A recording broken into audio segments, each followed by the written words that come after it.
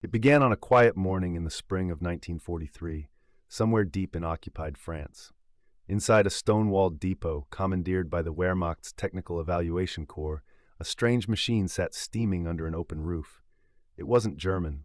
It wasn't elegant. It was American, painted olive drab, dented, and defiantly ordinary. The engineers circling it felt both curiosity and contempt. They were veterans of the greatest design houses in Europe. Daimler-Benz, Henschel, Krupp, Porsche, names that built legends like the Tiger I, the Panther, the unstoppable monsters meant to rule mechanical warfare. But this brute, with its flat armor plates and stub-nosed gun, seemed crude by their standards. They called it simply the captured tank, M4 Sherman. The specimen had been taken near Kasserine Pass, North Africa, where Rommel's divisions, retreating under air attack, stumbled upon abandoned Allied armor. To German intelligence, the Sherman wasn't just a trophy. It was a mystery. How did these inferior Anglo-American machines keep arriving faster than destruction could erase them? They had watched waves of them landing in Tunisia, Sicily, and soon Italy, a sea of green armor flowing endlessly from factories beyond bombing range. Now, under orders from Berlin, this captured tank would answer a question no ballistic chart could. How could the Allies win by building less perfectly and still winning absolutely? The machine looked unimpressive at first glance. Flat sides, riveted hatches, a gun shorter than a tiger's. Inside, however, lay a very different philosophy. Where German design worshipped precision, the Sherman worshipped simplicity. Everything was easy to reach, bolts standardized, components swapped like puzzle pieces.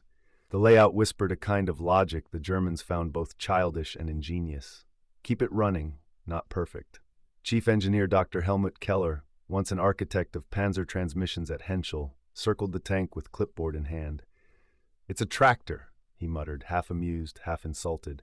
Then he started the engine. The Sherman's Continental R975C1 radial roared to life with a sputter that smoothed into a steady growl. Not the refined purr of Maybach engines, but something agricultural, almost cheerful. It did not shake. It did not stall. It did not care. Within minutes, the tank drove around the yard, grinding mud under its tracks, turning smoothly through tight angles that even the Panther prototypes struggled with. The crew operating it laughed in surprise. "Light! Wirklich leicht zu fahren," someone shouted. Light, truly easy to drive. When Keller climbed down, he frowned as engineers gathered to record notes. "We build for brilliance," he said quietly, "but maybe they build for men." Word of the captured Sherman reached Berlin's Armored Testing Center at Kummersdorf, the beating heart of Nazi engineering analysis. There, under gray skies and stricter supervision, another American machine joined the Panther test beds and the wrecks of T-34s. Mechanics disassembled it piece by piece. Each bolt carried a story. Mass-produced, interchangeable, practical to a fault. The more they stripped, the more disquiet grew. There were no exotic alloys, no intricate gear assemblies, none of the mechanical artistry that German culture revered. Instead, everything was built just well enough, never better than necessary. When they reassembled it, the tank started instantly, again and again. Maybach engines needed hours of tender calibration. The Sherman's radial started with a single choke pull and a prayer. In British and American doctrine, that didn't make it weak. It made it immortal. From El Alamein to Normandy, reports had convinced German officers that for every Sherman they destroyed, 2 more appeared. Now they understood why. It wasn't numbers alone, it was philosophy. The German officers gave it a mocking nickname, Die Rollende Workbank, the rolling workbench. But the engineers behind closed doors stopped laughing. They began recording in their secret memos words that no propaganda ministry ever approved. Admiration. One report dated October 1943 noted, "Ease of maintenance surpasses current German standard. Design suggests intention for mass service by low-skill personnel." Beneath the technical jargon was a confession none dared to say aloud. In practicality, the enemy had surpassed them. Still, the German mindset demanded proof through testing. They would not yield to theory. They would test the Sherman as they tested any weapon, until it broke or refused to. At Kummersdorf South, the ground was soaked with oil and ambition. Captured machines lined the yard like trophies of fallen empires. Soviet T-34s, French Somuas, British Churchills. When the Sherman joined them, its olive paint clashed with gray skies, an intruder from another industrial planet. The first experiments focused on endurance. They filled its tanks with low-grade fuel and ran it for hours. It overheated once, cooled, restarted. Panther prototypes failed similar tests in half the time. Then came firing trials. The Sherman's 75mm gun, considered modest by German standards, proved astonishingly consistent. Its recoil mechanism cycled flawlessly even after filling the barrel with dust. When the results reached Berlin, General Guderian himself annotated the margins. Instrumentally inferior, strategically superior. For engineers like Keller, it was humiliation disguised as revelation. German tanks were masterpieces of metallurgy, but the front required tractors, not trophies. Inside the workshop, Keller whispered to his assistant, "We may win designs, but they will win time." Outside, somewhere on the Eastern Front, the Wehrmacht was already losing both. By autumn 1943, the testing of the captured M4 Sherman had transformed from curiosity to obsession. The German engineers no longer approached it as a mere trophy. They approached it like a mirror, one that reflected everything ruthless and sacred about their industry and revealed its flaw. In a vast hangar at Kummersdorf South, beneath chilled skylights, two machines stood side by side like rival philosophies cast in steel. The angular Panther OSV, dark gray and formidable, and the squat olive-green Sherman that looked almost clumsy by comparison. Around them, technicians moved like surgeons. Tools clinked, sparks jumped, and conversation lowered to whispers as if both machines might overhear. Dr. Helmut Keller kept a logbook of comparative data. His handwriting grew more agitated with every entry. Weight, Sherman 33 tons, Panther 44. Ground pressure, 0.96 kilobs per square versus 1.10, advantage Sherman. Turning radius, half of Panther. Maintenance crew requirement, 1 mechanic per day, not 5. Numbers were supposed to serve pride, yet these mocked it. The Panther, a masterpiece of German precision, needed hours to warm in the cold. Its transmission demanded gods with wrenches. The Sherman required a can of fuel, a boot on the starter, and confidence. "We built a Stradivarius," Keller muttered. "They built a harmonica, and somehow the harmonica wins the concert." Beneath the olive paint, everything inside the Sherman told the same story. Standardized bolts, clearly labeled wiring, color-coded maintenance marks, engine parts that fit by human hand instead of machinist's prayer. When the Panther broke down, entire sections had to be dismantled to access a gearbox. When the Sherman broke, the part came off like the lid of a crate. Field reports arriving from occupied territories reinforced what the blueprints could not deny. Allied tanks kept returning to battle after damage that would have condemned any German vehicle to abandonment. One Wehrmacht liaison wrote, "They fixed them in hours, while our recovery trains search for permission slips." The testing team began to call the Sherman das Arbeitstier, the work animal. No glory, no finesse, all endurance. And endurance was currency the Third Reich was rapidly running out of. Keller requested permission to run parallel endurance trials. 2 tanks, 2 teams, 400 kilometers across rough terrain designed to simulate frontline conditions. His superior officer, Colonel von Manteuffel, objected at first. "That's gasoline for 2 training battalions, Doctor," Keller persisted. "Then let us waste it on knowledge." Permission granted, the test convoy moved out on a gray morning toward Winsdorf. Soldiers lined the route to watch. The Panther, imposing and severe, looked every bit the predator its name promised. The Sherman followed, smaller, humming with mechanical optimism. By noon, the challenge was no longer style but stamina. 40 kilometers in, vibrations shook the Panther's interior. The complex overlapped gear teeth in its final drive housing, the Achilles heel of German pride. 40 tons of perfection lasted 2 hours before Keller ordered it stopped. They didn't even curse. There was no point. The Sherman kept moving. Over fields, through ditches, across gravel roads that would cripple half-tracks, it rolled without protest. Its radial engine sounded like laughter echoing across frost. After 280 kilometers, its brakes smoked, but it still turned over on the first crank.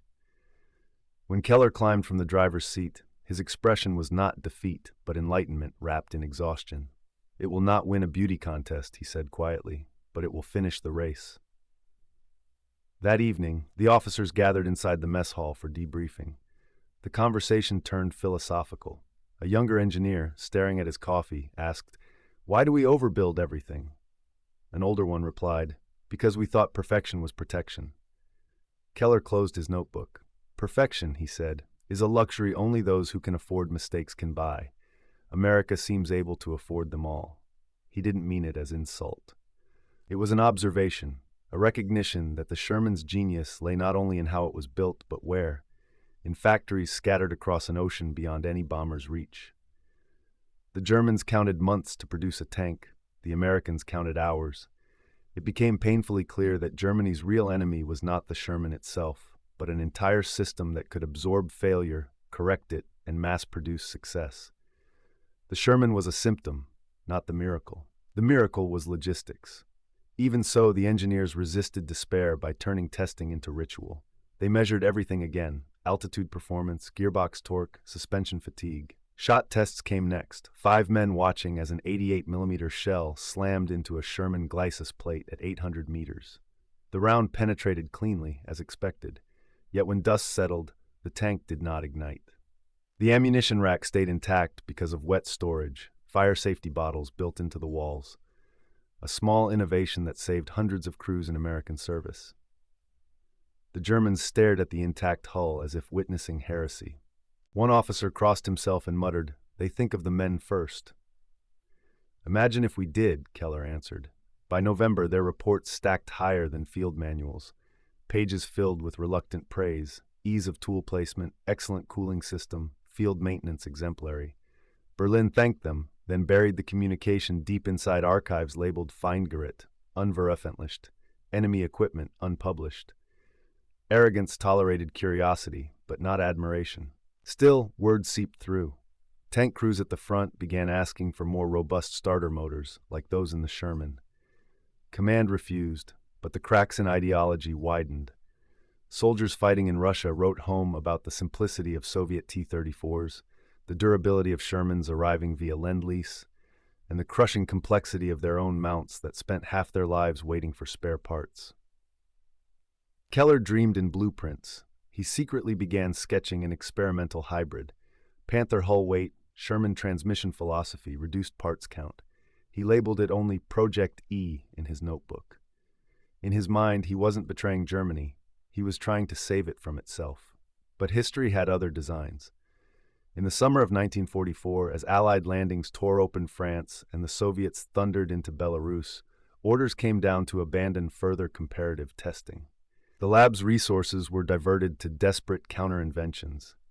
Rocket tanks, infrared scopes, engineering miracles that would save nothing. The Sherman at Kummersdorf South was to be melted down for scrap metal. Keller disobeyed. He ordered his men to hide it behind storage crates labeled captured transport equipment. For months, it slept under tarps while Berlin crumbled around its own genius. Every bomb that fell on Germany felt like proof that precision without scale was prayer without faith. One rainy afternoon in April 1945, Keller walked into the hangar alone. He uncovered the Sherman and sat in the driver's seat. The smell of oil and canvas carried memory. He turned the ignition key. It started instantly. No hesitation, no cough. He laughed, not for victory, but for revelation. April 1945, the world around Kummersdorf vibrated with distant thunder. Not from testing grounds, but from artillery crawling inexorably west. The Reich's lines were rupturing everywhere. Reports came faster than answers. Americans cutting through Bavaria, Soviets converging on Berlin, old cities buckling in fire and rubble. War's ending had the shape of collapse, and even the safe haven of the proving grounds began to dissolve into uncertainty. Inside the hangar, Dr. Mill. Helmut Keller was left with more scrap than staff. Engineers had deserted for the front or been drafted into home guard units. Yet the Sherman endured, covered carefully each night behind shelves of abandoned radio sets, as if its simplicity formed a shield against the chaos. Each morning he checked its fuel, turned the ignition, listened to the engine's stubborn, loyal rumble. It was now a habit, part ritual, part confession. The only certainty left was American steel. Word soon reached him. Allied columns were closing in. By late April, Kummersdorf South would be inside their advance, not enemy, not friend, merely another relic of a war Germany no longer controlled. One afternoon, As the lab's battered radios whispered rumors about American spearheads outside Leipzig, Keller made his decision. He assembled what was left of his team, two gray-faced apprentices, both barely 20, too tired for fear. "If they find this machine, show them what we learned," he told them. "Not what we lost, but what we understood."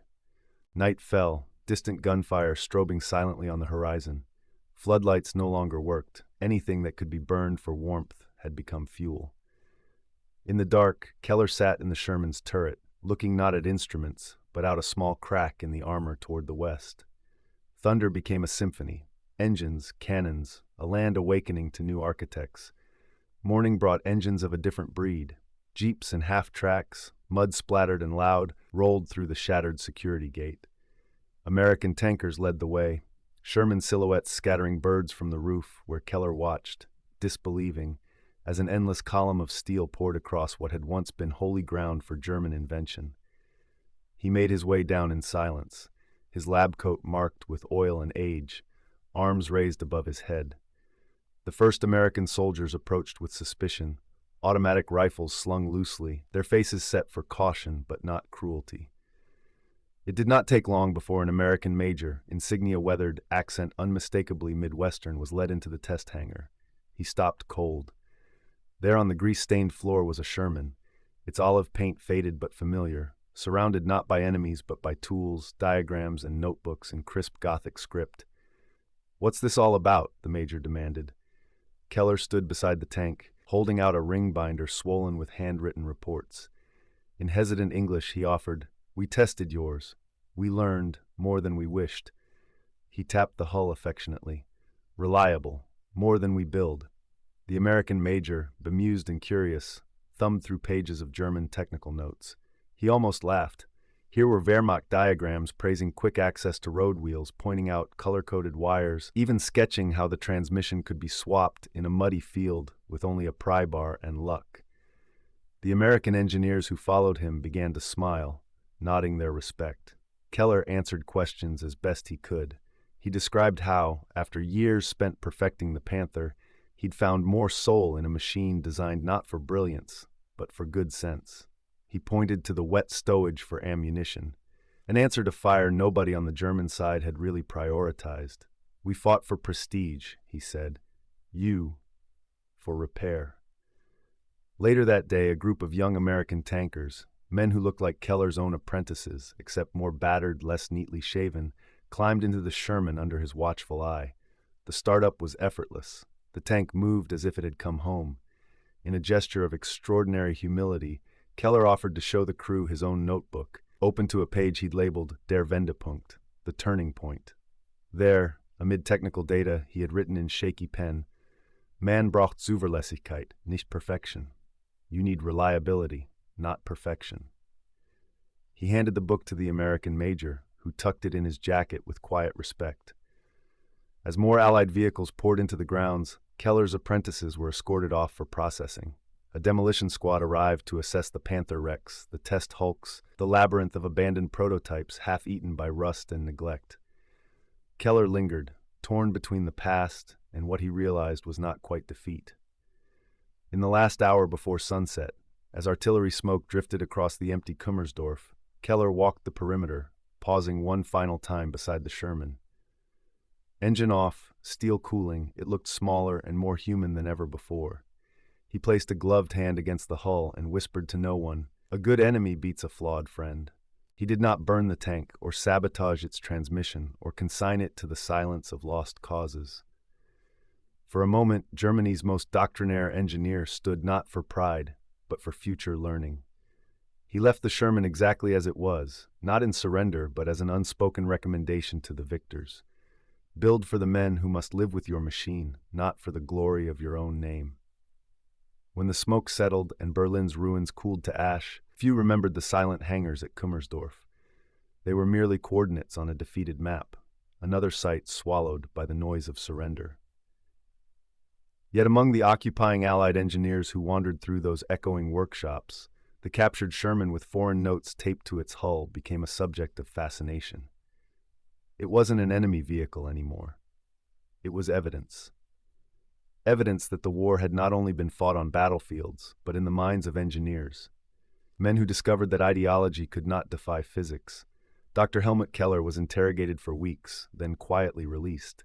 He hadn't built rockets or secret weapons, only logic. And logic wasn't crime. The Americans kept his notebooks, photographed every page, and filed them under Foreign Technical Intelligence, Evaluation, Armored Systems. Buried in those papers was a sentence that would travel farther than Keller ever could. The miracle is not that the Sherman endures. It is that it was built expecting to break and designed to forgive it. The Americans smiled at that. They understood it instinctively. For them, victory had been made possible by factories that prioritized affordability over acclaim, machines meant to work, not worshipped. But reading Keller's words gave them something deeper. Validation that even their enemy, who built machines like Gothic cathedrals of precision, had bowed before the simple genius of redundancy. In the following months, Allied teams scoured Europe, collecting every example of foreign armor they could find. Panthers, Tigers, the rare Maus prototype, and, in one corner, Keller's carefully preserved Sherman. They noticed the German notes scrawled in pencil along its panels. Easy access, crew comfort adequate, engine simple but solid. It was as if two worlds had collaborated in hindsight. The German evaluation influenced post-war designs in subtle ways. The first Leopard prototypes decades later would echo the same guiding truth: reliability first, elegance second. Even American development teams, while working on evolutions like the M48 Patton, cited captured German documents on mechanical tolerances, wondering aloud if perhaps perfection and pragmatism could now coexist. As Europe rebuilt, Keller found work not in arms factories, but in civil machinery, diesel engines for construction vehicles. He preferred it that way. Machines for builders, not destroyers, he told his wife. Yet the war remained inside him, resonating every time he heard a motor catch on the first turn. In 1949, he received a letter stamped U.S. Army Technical Center, Aberdeen, Maryland. Inside was a translated copy of his Kummersdorf report, accompanied by a handwritten note. Dr. Keller, we tested your notes on maintenance intervals. You were right. The system improved readiness by 60%. Respectfully, one of the Sherman men. He read it 3 times, folded it carefully, and stored it inside the same leather notebook marked Project E. While history celebrated grand names, Patton, Guderian, Rommel, Keller faded into anonymity. Yet his story survived in the margins of engineering handbooks. Somewhere between torque tables and efficiency graphs, professors quoted his principle about forgiveness in design. It became a quiet manifesto for an age rebuilding with limited steel and abundant hope. The Sherman itself fared better than its human chroniclers. Thousands were scrapped. Others fought in new wars, Korea, the Middle East, training grounds from Italy to Japan. But one particular tank, recovered from a German depot in 1946 with strange German annotations in white chalk across its hull, ended up stateside for demonstration. Soldiers touring the base near Fort Knox joked about the graffiti written by a respectful enemy. Few realized they were reading the reluctant compliment of one of Germany's best engineers. By the 1960s, historians began to reevaluate the Sherman's reputation. Popular memory had branded it underpowered, the tank that burned under Tiger fire. But deeper study revealed what Keller himself recognized first: that victory had demanded sustainability, not spectacle. Numbers could be replaced, logistics maintained, crews trained fast, and the tanks came home. Reliability, once mocked as mediocrity, became the new measure of genius. Keller didn't live to see that vindication. He died quietly in 1967 in a small town outside Stuttgart. On his workbench sat a disassembled tractor engine, and beside it, a faded photograph of the Sherman at Kummersdorf, the same one he'd hidden under tarps in 1945. On the back of the image, in his neat handwriting, he had written, "Even enemies can teach." Half a century later, that single line would hang in a military museum near Koblenz, printed beneath a Sherman turret recovered from post-war stockpiles. Visitors pause there, not because the tank is extraordinary, but because someone once saw through it to something universal. A truth neither side owned, but both learned: that wars are not ultimately won by precision or power or fear, but by machines that keep moving despite the flaws of the men who made them. Today, Every mechanic who tightens a standardized bolt, every designer who chooses serviceability over sophistication, repeats a whisper from that frozen hangar in 1943.